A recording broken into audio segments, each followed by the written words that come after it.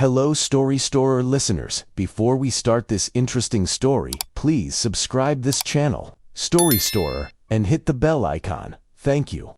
Now here we go. The knife rested in my hand, its weight familiar. When Nora whispered those words, the blade hovered over the apple, its edge catching the light where the skin had begun to yield. I'd been slicing too quickly, trying to make the cuts precise for the lattice topping of the pie. The kind I'd made 100 times, but never quite perfected. I paused, not because of the apple's resistance, but because of her voice. It didn't waver, didn't plead, it landed like a leaf falling onto still water, rippling just once. That afternoon, the orchard house smelled of cider simmering on the stove and the faint sweetness of late summer blooms Lila had arranged in old ceramic pitchers. She called it rustic charm, her hands brushing the petals as if staging a photograph. I let her. The dining room hummed with the kind of quiet noise that gathers when people are trying too hard to seem at ease. Theo was filling mismatched mugs with spiced cider, each one carried in a wooden crate, like he was curating a museum exhibit. Lila stood by the wide window, sunlight framing her like she'd practiced to pose. Her hair swept into a loose knot, barefoot in a flowing cotton dress. And me, I stood at the counter, knife in hand, with Nora's eyes fixed on me. Seeing straight through, the air shifted, not the room itself, but something deeper, like a current moving under my skin. My shoulders recalled the ache of long days spent pruning branches, my hands the calluses from years of pressing apples. I held the knife steady. Nora stepped closer, as if she might repeat herself, but she didn't need to. I'd heard her, and I knew this wasn't a petty slight, not a forgotten invitation or a misplaced remark. It was heavier. I forced a smile, slid the blade through the apple, and placed the slices in a bowl of lemon water. The pie was Lila's favorite cinnamon apple, with a butter crust, not mine. The guests murmured approval. Someone from Lila's artisanal brand pulled out a phone to capture the moment, and Theo leaned in, arm around Lila's waist, like they were unveiling a new label. Nora's gaze never left me. I offered her a slice of apple. She didn't take it. That's when I knew this gathering wasn't mine. It never had been. This isn't a story where everything falls apart in a single moment. It begins here, with a pie I didn't choose, in a room filled with flowers that weren't for me, and a whisper from a girl who still thought I was worth saving. If this feels familiar, stay with me, because maybe, like me, you've been holding a smile too long, in a place where you no longer fit. After the pie was served, and the chatter faded, I found Nora by the pantry door. She didn't smile, didn't blink, just held her phone low, the screen dim, her thumb grazing the edge like she was deciding whether to press play. She didn't need to. I already felt the crack, something I couldn't seal shut. Theo was in the parlor, laughing too loudly, swirling his cider like it was a prop in a play. Lila had slipped into the study with her tablet, likely checking analytics for her brand's latest campaign. Everything in this house had become a backdrop, every memory woven into these walls now a curated setting for someone else's story. Nora pressed the phone into my hand without a word. I tapped the screen, static at first, then Theo's voice, low and too relaxed, the kind of ease that comes when someone feels untouchable. "She's close," he said. "One more mistake. One more time she misplaces a key or forgets a delivery date, and the consultant will sign off." Lila's voice followed, sharp and clipped. "I've got the pitch ready. We just need her out before the fall launch. If we wait, it'll look sloppy." Nora didn't flinch. I didn't breathe. I handed the phone back and stared at the bowl of apples on the counter. For a moment, I thought about throwing one not at anyone, just at the floor, to hear it split. Instead, I picked up a dishcloth and wiped a spotless surface. "They want me gone," I said, not to Nora, just to the room, to the air. "They need your face," Nora said, but not your hands. I stood there, cloth in hand, thinking of all the times I'd made space for Lillian. She froze at her first school play, when she begged to move back home after a failed internship, when she wept over a broken engagement and asked to stay. She stayed, and slowly she claimed it all: the pictures, the woven rugs, the framed orchard maps that looked artful but meant nothing. I hadn't chosen them. I'd just let them appear.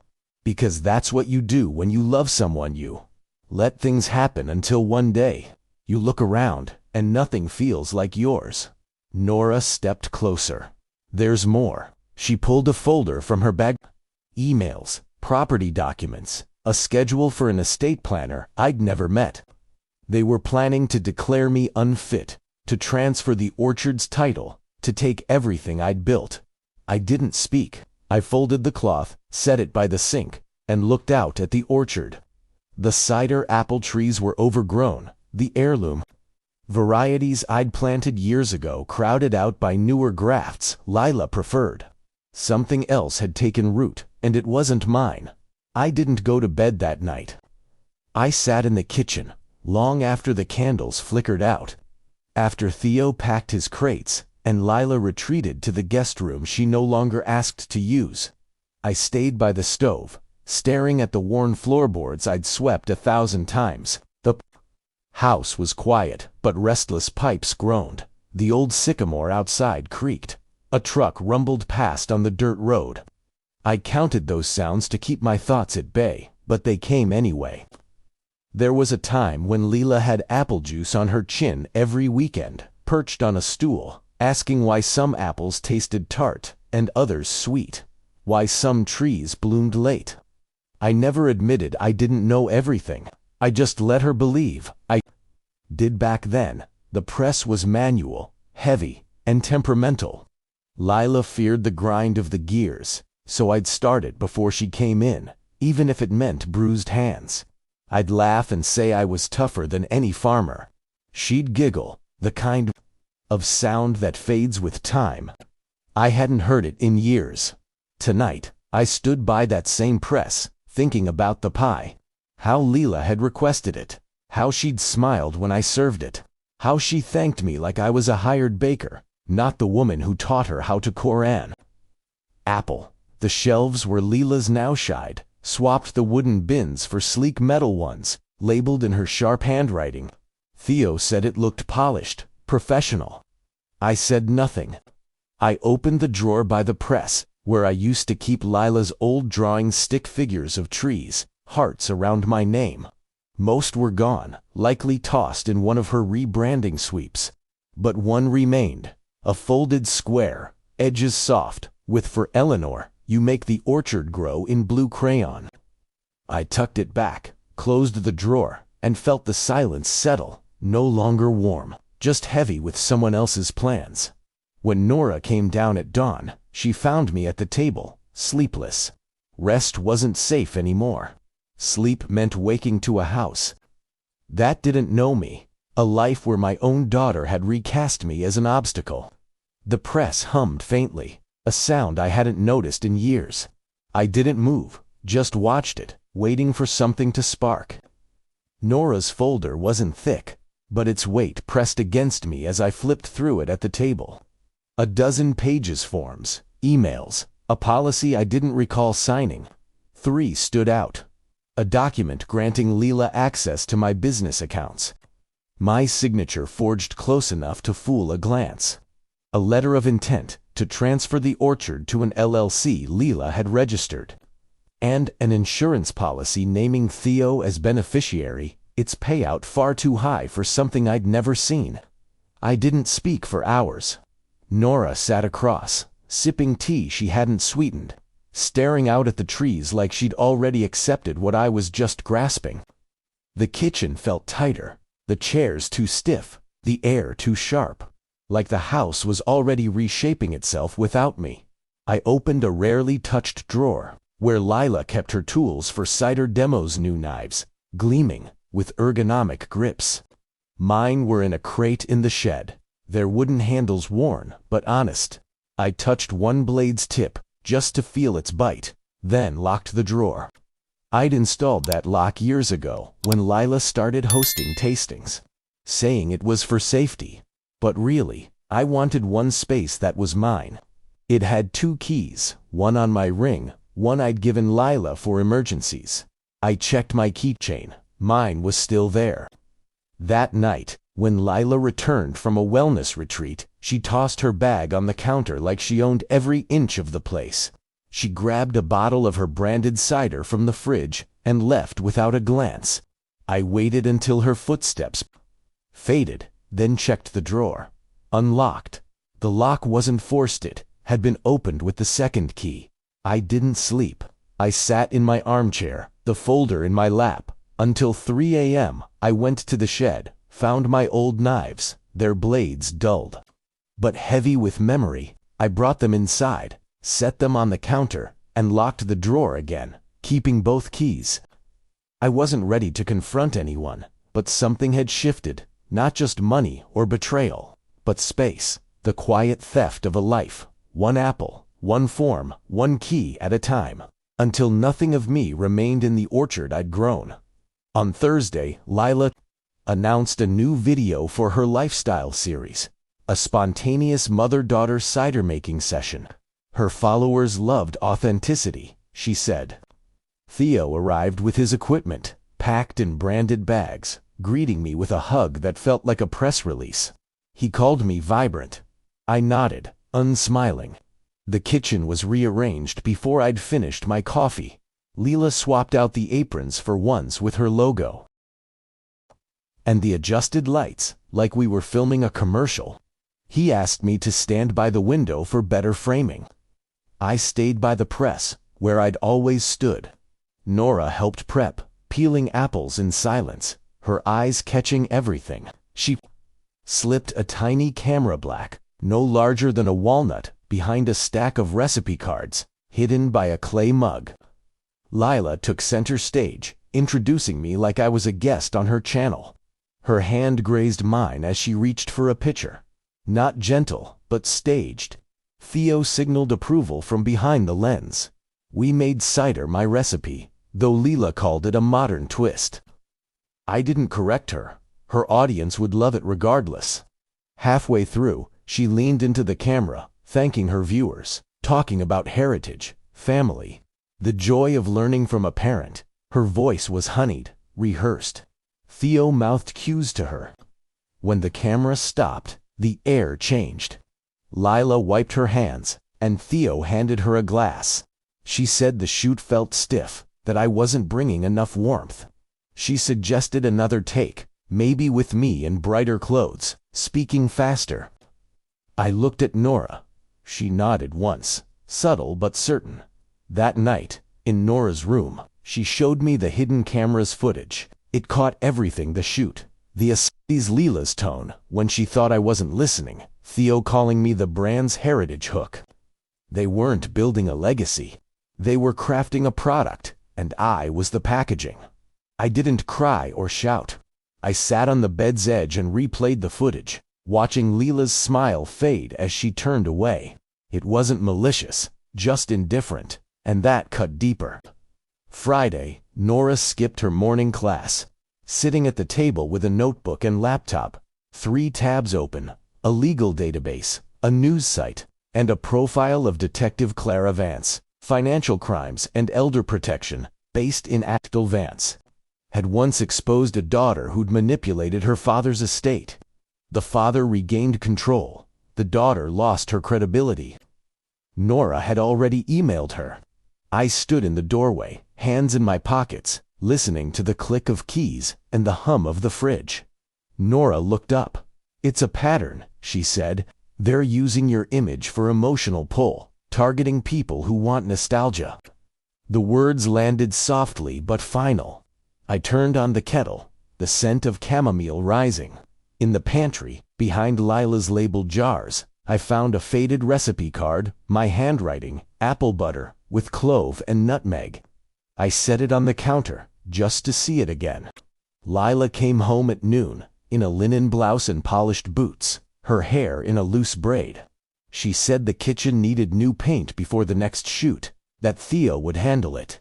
She glanced at the recipe card, her lips twitching, not a smile, something else. "That's outdated," she said. "Doesn't fit the brand." Then she went upstairs. I stared at the card, then slipped it into my apron. That afternoon, Nora called Vance again. They spoke briefly, Nora jotting down dates, document numbers, a contact at the property board. We were building something, slow and careful, like cider left to ferment by evening. I was weary not from work, but from holding still. Before bed, I wrote a list not of confrontations, but of recipes. The ones Lila had scrubbed from the website, the ones I'd made when the orchard was alive with laughter, not curated applause. I folded it and tucked it under my pillow. Sometimes you don't fight with fire. You let them strike the match and wait. Every roll has a script, and when it breaks, the truth slips in. Quiet and undeniable. Sunday, I took out the old cider press. Its iron frame, rusted but sturdy, my father's before mine. I cleaned it, oiled the gears, and set it to warm in the shed. Lila was at a conference, Theo trailing with his camera. They'd be gone until Monday. I had time. Nora sat at the table, sorting files, glancing up as I opened the recipe box. That night, I posted about a live stream, just a photo of the press and a folded card. No hashtags, no filters, just a time. Tuesday evening, by morning, the post had more shares than anything I'd ever shared. Nora tracked the climbing, comments from old customers, neighbors, strangers who remembered my cider. Some saying they missed my apple butter, others saying they missed me. Tuesday arrived softly. I wore my oldest apron, its hem frayed, my name stitched in faded thread. Nora set the lights, tested the mic, and checked the stream. Lila and Theo returned that afternoon, saying nothing about the setup. Theo asked if the kitchen was clean. Lila glanced at the camera, typing on her phone. She said she'd be ready by 7. At 6, I handed Nora an envelope. "File this with the attorney tomorrow," I said. She nodded. I pulled out a list, not recipes, but names, friends, old partners, witnesses, each contacted, each ready, quiet but solid. At 6:30, Lila came down, makeup flawless, sweater pristine, eyes rehearsed. Theo sat by Nora, offering a cold smile she didn't return. At 7, I stepped into the frame, alone, the press beside me, warm and humming. I spoke about apples, about time, about how every harvest carries a story. I shared the recipe's history, how I'd made it for Lila after school, how she called it magic cider because it soothed her worst days. I didn't force emotion. It came like juice from the press. 10 minutes in, Lila entered, smiling for the camera, calling it a surprise visit. I nodded, let her speak, then paused, looked into the lens, and said, "There's one ingredient no one mentions, the one that makes or breaks a recipe. Not sugar, not time truth." I set an envelope on the counter, held it a moment, then turned off the press. The room stilled. Nora saved and uploaded the stream. That night, something shifted, not the air, not the numbers, but me. The recipe wasn't for them anymore. It was mine. I'd made something they couldn't take. The stream's aftermath unfolded quietly. I woke before dawn, the house heavy with stillness, the kind that lingers in empty corners.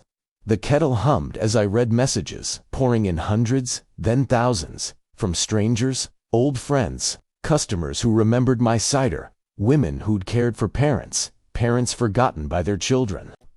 "We see you," they wrote. "We believe you." I read them slowly, letting them settle. Lila and Theo didn't emerge until 9. Lila moved fast, phone in hand, typing furiously, her jaw tight. She poured coffee and sat by the window, back to me. Theo paced, muttering about lawyers, contracts, optics. By noon, the fallout began. Lila's brand partner announced a review. Her profile vanished from their site. and 3 reporters requested comments. Nora handed me an article. Its headline: "Neutral but sharp. Questions arise over authenticity in family orchard brand." I left it unread on the table. By afternoon, Theo was gone, his bags packed quickly. Lila stayed, spending the day in her room, her voice low on phone calls. I made dinner for Nora and me, simple. No cameras, no styling. We ate by the window, a single candle burning, its scent faintly of cloves. Lila appeared in the hallway, less polished, smaller. Her mouth opened, then closed. She nodded, once not apology, not defeat, just recognition, then left. I didn't follow. That night, I sat by the window, cicadas humming, the air thick with summer. Silence could wound, but it could also shield. Some truths didn't need words. They settled like fallen leaves, quiet and inevitable. I didn't lock the drawer, not from trust, but because it was mine again, whether it held knives or recipes. It held space, my space. By week's end, Lila's deals were paused or canceled, her studio empty, lights off. A letter arrived from the licensing board, opening an inquiry into her financial filings and potential exploitation. The words were cold, but their meaning cut through the house's silence. Lila didn't cry or argue. She moved through the rooms with detachment, like someone waiting for a moment that wouldn't come. I let her stay, not from kindness or guilt, but because some things needed to finish. Sunday, I reclaimed the orchard office. The door creaked, the shelves still lined with my old ledgers, some replaced by Lila's branding boards. I didn't erase her notes. I turned the board over and wrote, "Legacy isn't performance." I opened the windows, letting air sweep through. I pulled a folder from the shelf, original orchard deeds, signed by me decades ago. Before the cameras, before Lila, I took them to the courthouse Monday, Nora beside me. The clerk was quick, the records updated, my name restored. No fanfare, just truth in ink. That night, I stood in the kitchen, the press humming, its iron warm. I poured cider batter, the scent rising, real and full. Lila's room stayed dark. Nora and I ate by the window, silent but easy. Some things collapse loudly. Others fall like petals, leaving only space, peace, something earned by standing still and refusing to vanish. 2 weeks later, I reopened the orchard. No flyers, just an open gate and the smell of apples fermenting. The chalkboard read, "You are welcome here." No logos, no scripts, just truth. We called it the orchard without walls, a place for women my age to gather, not to perform, but to press, to talk, to breathe. Some brought aprons, folded from years in drawers. Others brought silence, and that was enough. Nora organized sessions, reaching out to local groups, new social media, just word of mouth, slow and human. We made cider, apple butter, recipes passed through generations, written on scraps of paper. No cameras, no metrics, just stories shared over the clink of jars. One day, a woman named Marjorie brought a jar of spiced jam, saying her son hadn't called in 3 years. She still made it, just in case. I handed her a spoon, and we stood side by side, stirring in silence. The weight of being needed, of staying useful, had lifted. The orchard hummed with new sounds, laughter, spoons, stories told for each other, not for a lens. Lila hadn't returned since the deeds were restored. Her absence was fine. She'd built something fragile, and when it broke, it held nothing. But here, in this orchard, there was weight, history, enough apples and time to make something lasting. Nora kept a notebook, not for filming, but for writing, lines bending under her pen. She said it might be a book. I said it already was, even if no one read it. Some stories don't need an audience. They're pressed into the air, held by those who remember. The first autumn rain came softly, no storm, just a steady patter against the windows. I stood by the sink, drying a jar from that morning's class, the scent of nutmeg lingering. Nora had left for an interview with a local paper about the orchard without walls. She'd asked me to join. I told her she knew what to say. The house felt full not of people, but of presence, nothing hidden, nothing staged. I opened the drawer, found a note tucked among old orchard maps. Leela's childish scrawl, "Thank you for making the trees safe." I set it on the windowsill, left it open. That afternoon, I made cider, not for a class or a stream, just because the kitchen smelled better with something warm. As I pulled the jug from the press, I heard footsteps on the porch steady. I didn't turn. I poured 2 glasses, set one on the table, kept one near me, and sat. I didn't speak. Some stories end with the door shutting. Mine stayed ajar, letting the scent drift to whoever needed it, letting me feel whole without needing to be seen. If you've ever been a mother, a daughter, or someone who stayed quiet for love, this story is yours. Thank you for hearing it through. If something in your kitchen, your orchard, or your heart has been forgotten, remember, you can start again, quietly, without proving anything, just by being you. If you saw yourself here, you're not alone, and your worth remains untouched. What did this story stir in you? Where are you watching this from? Share your thoughts. We'd love to hear your voice. If this resonated, please subscribe to Story Store, like, and share to keep these stories alive.